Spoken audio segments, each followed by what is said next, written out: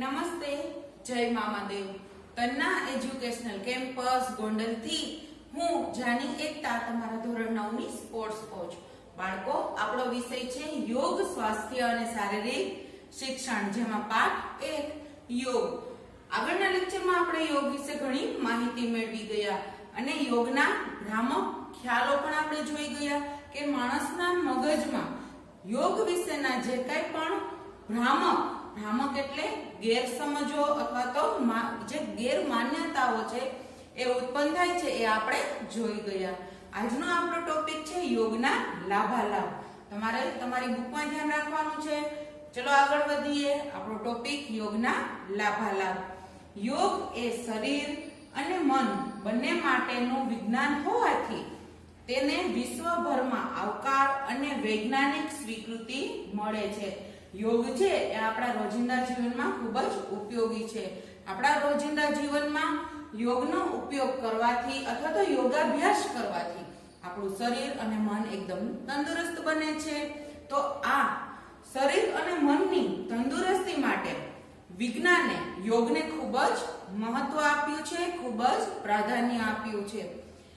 વિશ્વભરમાં, સમગ્ર વિશ્વભરમાં વિજ્ઞાન અને યોગ આ બંનેનું સમન્વય કરવાથી યોગને સવિશેષ આવકાર આપ્યો છે અને વૈજ્ઞાનિક દ્રષ્ટિએ એની સ્વીકૃતિ કરવામાં આવી છે. વિશ્વ આરોગ્ય સંસ્થા, આ પ્રશ્ન તમને પૂછાઈ શકે છે. વિશ્વ આરોગ્ય સંસ્થા એટલે વર્લ્ડ હેલ્થ ઓર્ગેનાઇઝેશન. આ એનું ઇંગ્લિશ નામ છે, WHO, વર્લ્ડ હેલ્થ ઓર્ગેનાઇઝેશન. આ પ્રશ્ન અને આ જવાબ તમારે ખાસ યાદ રાખવાનો છે, તમને પરીક્ષામાં પૂછાઈ શકે છે. જેને ગુજરાતી વર્ણન થાય છે વિશ્વ આરોગ્ય સંસ્થા દ્વારા પણ શારીરિક અને માનસિક સ્વાસ્થ્યની મહત્વપૂર્ણ કડી તરીકે યોગ પ્રશિક્ષણ પર ભાર મૂકવામાં આવે છે. વર્લ્ડ હેલ્થ ઓર્ગેનાઇઝેશન સંસ્થા દ્વારા પણ યોગને ખૂબ જ મહત્વ આપવામાં આવ્યું છે. એક મહત્વપૂર્ણ કડી એટલે કે એનો એક મહત્વપૂર્ણ ભાગ તરીકે યોગને પ્રશિક્ષણ પર આજે તમે જુઓ છો, આજે તમારા ધોરણ 9 માં આપણે આ યોગ વિશેનો પણ અભ્યાસ કરીએ જ છીએ. એવી રીતે એને શિક્ષણમાં પણ સમન્વય કરવામાં આવ્યો છે, ઉમેરવામાં આવ્યું છે. નિત્ય યોગાભ્યાસથી બુદ્ધિનો સહજ વિકાસ થાય છે. રોજ સવારમાં તમારા રોજિંદા જીવનમાં તમે યોગને અપનાવો તો તમારી બુદ્ધિ અને મનનો સારો એવો વિકાસ થાય છે. વિદ્યાભ્યાસની સાથે સાથે સતત અને સાતત્યપૂર્ણ રીતે યોગાભ્યાસ કરવાથી શરીરની સ્વચ્છતા અને સ્વસ્થતા સહજ રીતે પ્રાપ્ત થાય છે. રેગ્યુલર તમારા જીવનમાં યોગ અપનાવો. રોજ સવારે સ્વાસ્થ્ય સારું રાખવા માટે, શરીરની તંદુરસ્તી વધારવા માટે યોગ કરવા જોઈએ, પ્રાણાયામ કરવી જોઈએ, કસરત કરવી જોઈએ, એક્સરસાઇઝ કરવી જોઈએ, વોર્મઅપ કરવું જોઈએ, જેનાથી આપણું શરીર છે એ એકદમ તંદુરસ્તી ભર્યું રહે છે. શરીરની સ્વચ્છતા અને સ્વસ્થતા તમે યોગ કરો તો તમારી અંદરની જે કંઈ પણ નિરોગી રહેવા માટે આપણે યોગ જરૂરી છે. તો આપણા શરીરના જે કંઈ પણ રોગ છે એ દૂર થાય છે અને સ્વસ્થતા પણ જળવાઈ રહે છે. જેમ વિજ્ઞાન પ્રયોગથી સમજાય છે તેમ યોગ એ આંતરિક પ્રયોગ એટલે કે અનુભૂતિનો વિષય છે.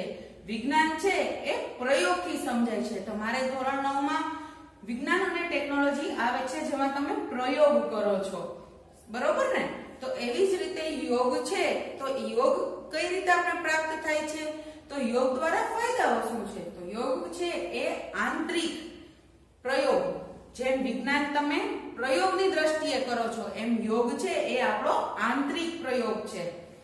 તો અનુભૂતિનો વિષય છે. આપણે જાતે જ આપણે અનુભૂતિ કરી શકીએ કે યોગ કરવાથી આપણા શરીરને કેટલા ફાયદા થાય છે અને કેટલા નુકસાન પણ થાય છે.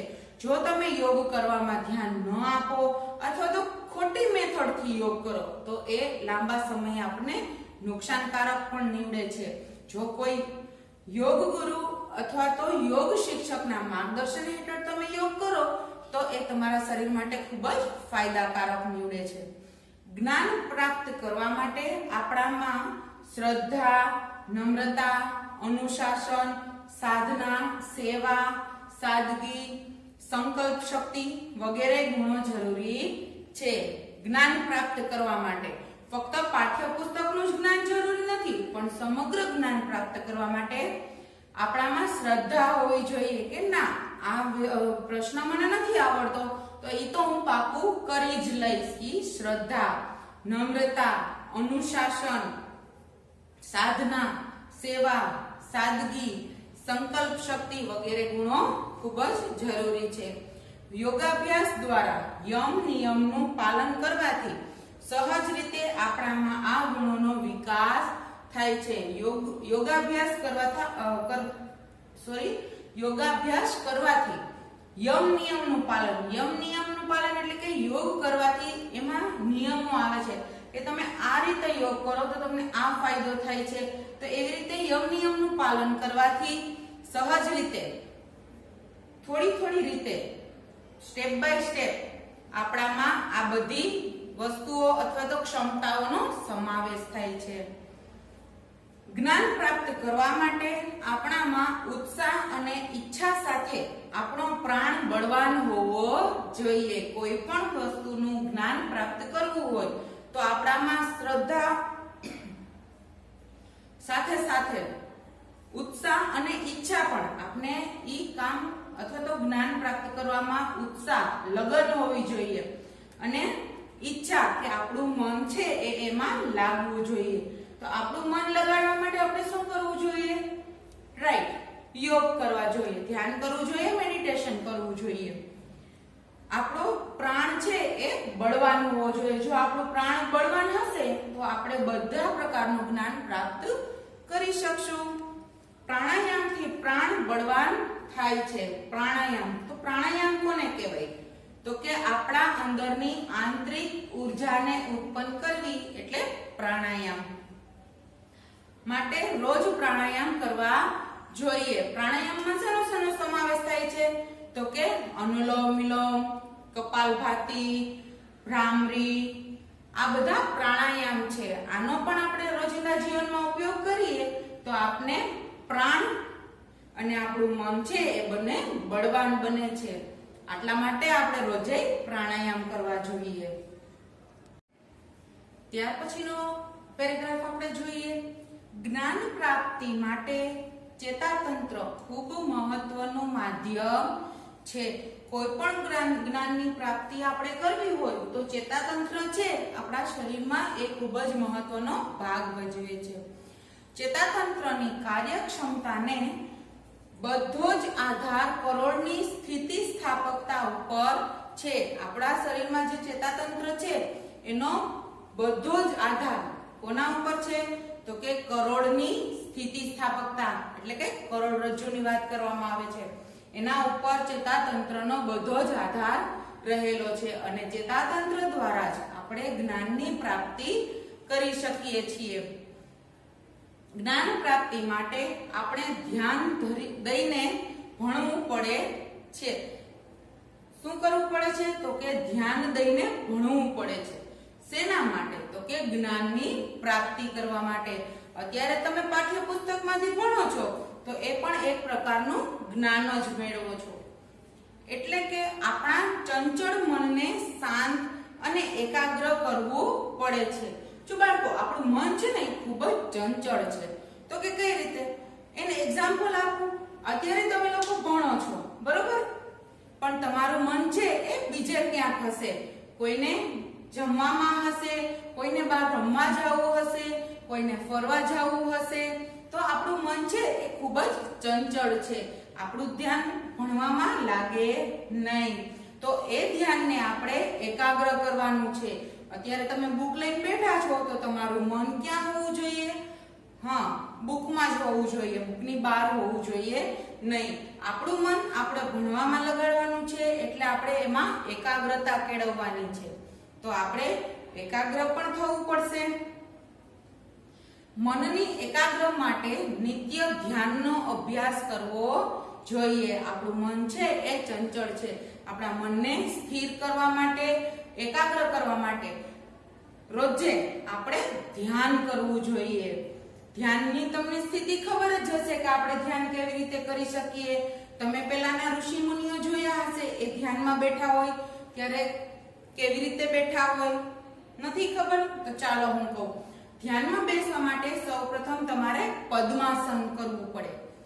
પદ્માસન થઈ ગયા બાદ તમારા બંને હાથની તર્જની આંગળી, પહેલી આંગળી છે એ તર્જની આંગળી કહેવાય, એને અંગૂઠા સાથે રાખીને આ મુદ્રામાં તમારે ગોઠણ ઉપર હાથ રાખીને બેસવાનું છે.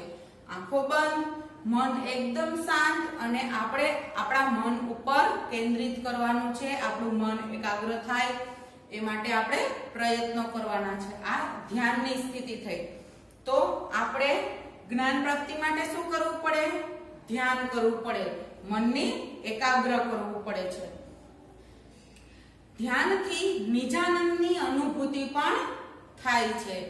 વર્તમાન સમયમાં વૈજ્ઞાનિક શોધ સંશોધનોએ સમાજની સુખ સગવડતામાં વધારો કર્યો છે. આપણે જોઈએ છીએ આ સમાજમાં વૈજ્ઞાનિક દ્રષ્ટિએ આપણે ઘણા સુખ સગવડો ભોગવી રહ્યા છીએ. જ્યારે પહેલાના સમયમાં બધા ચાલીને જતા હતા, ઘરનું કામ કરતા હતા, ખેતી કામ કરતા હતા કે બીજું કઈ પણ કામ કરતા હતા, જેથી કરીને એનું સ્વાસ્થ્ય છે એ સારું રહેતું હતું અને જમવામાં પણ પ્રોટીન અને વિટામિન યુક્ત આહાર લેતા હતા. તો અત્યારે આપણે શું કરીએ છીએ? તો ક્યાંક જવું હોય તો સાયકલ અથવા બાઇક અથવા તો ગાડી લઈને જઈએ છીએ, ખરું ને? તો પહેલાના જમાનામાં લોકો શેમાં જતા હતા? તો કે ચાલીને જતા હતા. પછી અત્યારે આપણે કઈ પણ કામ કરવું હોય તો આધુનિક યંત્રો આવી ગયા, મશીનો આવી ગયા, જેથી કરીને આપણે ખુદને કષ્ટ પડે એવું કામ કરવું પડતું નથી. બધું કામ મશીનો દ્વારા જ થઈ જાય છે. જ્યારે પહેલાના જમાનામાં લોકો છે એ બધું કામ જાતે કરતા હતા. તો પહેલાના જમાનામાં અને અત્યારના જમાનાની આપણે કમ્પેર કરીએ તો અત્યારના જે મનુષ્યો છે એ શારીરિક રીતે બીમારીનો ભોગ વધારે બને છે. કયા કારણે? તો કે આધુનિક યંત્રો અને ફાસ્ટ ફૂડને કારણે આજનો માનવી છે એ બીમારનો ભોગ બને છે. તો આજના આપણા વૈજ્ઞાનિકોએ શોધ સંશોધનો કરીને સુખ સુવિધામાં વધારે પડતી સગવડતા આપી છે. પરંતુ ભૌતિક વસ્તુઓ પાછળ માણસની સમજણ વિનાની દોટને કારણે શારીરિક અને માનસિક બીમારીઓ વધી છે. મેં હમણાં જ તમને કીધું કે ભૌતિક સુખ સમૃદ્ધિ ભોગવવા માટે મનુષ્યએ એના પાછળ દોડ મૂકી છે. આધુનિકીકરણ અપનાવી લીધું છે, જેથી કરીને મનુષ્ય છે એ બીમારીનો ભોગ બને છે. તો આ ભોગ ન બને એના માટે આપણે શું કરવું જોઈએ? રાઈટ, યોગ કરવા જોઈએ, ધ્યાન કરવું જોઈએ. આ બધી જ વિકારયુક્ત સ્થિતિમાંથી મુક્તિ મેળવવાનો રાજમાર્ગ એટલે યોગ. આ બધી બીમારીઓ, રોગ, તમામ વસ્તુઓમાંથી આપણે મુક્ત રહેવા માટે આપણે શું કરવું જોઈએ? યોગ. યોગનું સૂત્ર છે કરો યોગ રહો નિરોગ. આ સૂત્ર છે કે તમે તમારા રોજિંદા જીવનમાં યોગને અપનાવશો તો તમારું સ્વાસ્થ્ય છે એ નિરોગી બનશે. આગળ જોઈએ. યોગ અત્યંત મહત્વપૂર્ણ અને ઉપયોગી વિષય હોવા છતાં તેને સમજ્યા વિના અપનાવવામાં આવે તો વિપરીત પરિણામ મળે છે. યોગ છે એ અત્યંત મહત્વનો વિષય છે, પણ જો એને સોચ અને સમજણ વગર આપણા જીવનમાં અપનાવવામાં આવે તો યોગની વિપરીત અસર પણ આપણા જીવન ઉપર પડે છે. એટલે કે ઘણા પ્રકારના નુકસાન પણ થાય છે. મેં તમને પહેલા જ કીધું હતું કે યોગ સાચા માર્ગદર્શન હેઠળ આપણે અપનાવીએ તો આપણું શરીર, સ્વાસ્થ્ય, મન તંદુરસ્ત બને છે. પણ આપણે સમજ્યા વિના જો યોગને જીવનમાં અપનાવીએ તો એની વિપરીત અસર આપણા જીવન ઉપર પડે છે. લાભ કરતા નુકસાન થાય છે. યોગ એ વાચન કે પ્રવચનને બદલે પ્રત્યક્ષ અનુભવ કરવાનો વિષય છે. યોગ છે એ કોઈ બુકમાંથી વાંચી અને કરવું અથવા તો કોઈ પ્રવચનો સાંભળી અને આપણા જીવનમાં યોગ ઉતારવા, તો એ કરવાને બદલે તમે ખુદ યોગ કરો, તમે પ્રત્યક્ષ એની અનુભૂતિ કરો કે યોગ કરવાથી આપણા જીવનમાં કયા કયા ફાયદાઓ થાય છે, જેથી કરીને તમને ખ્યાલ આવશે કે યોગ છે એ ખૂબ જ મહત્વપૂર્ણ છે. એટલે પ્રારંભે યોગ શરૂ કરતા પહેલા યોગ્ય માર્ગદર્શક કે નિષ્ણાતના માર્ગદર્શનથી જ યોગાભ્યાસ કરવો જોઈએ. જ્યારે પણ તમે તમારા જીવનમાં યોગની શરૂઆત કરો તો યોગ છે એ શરૂઆત કરતા પહેલા તેના વિશેની તમને માહિતી હોવી જોઈએ. તો આ માહિતી શેના દ્વારા મળે? તો કે કોઈ યોગના નિષ્ણાત હોય અથવા તો કોઈ યોગ્ય માર્ગદર્શક હોય, એના દ્વારા જ આપણા જીવનમાં યોગનો પ્રારંભ કરવો જોઈએ અને આપણું સ્વાસ્થ્ય અને મન બે એકાગ્ર કરવું જોઈએ, સ્વસ્થ કરવું જોઈએ. કયું સૂત્ર? કરો યોગ, રહો નિરોગ. તો બાળકો, આપણે આ પહેલો પાઠ હતો આપણો જે યોગ વિશેની તમામ માહિતી મેળવી લીધી. તો યોગ વિશે હવે તમને બધાને ખ્યાલ જ છે. તો હું આશા રાખું છું કે તમે પણ તમારા જીવનમાં યોગનું મહત્વ સમજશો અને જીવનમાં યોગ કરશો અને એને તમારા જીવનનો એક મહત્વનો ભાગ બનાવશો. તમારી ફેરબુકમાં આજે તમને PDF મોકલવામાં આવશે પ્રશ્નોની. એ તમારે તમારી ફેરબુકમાં આ પાઠ્યપુસ્તકમાંથી જવાબ ગોતીને લખવાના છે. બાકીનું વર્ક જે છે એ આપણે નેક્સ્ટ લેક્ચરમાં જોઈશું. Thank you.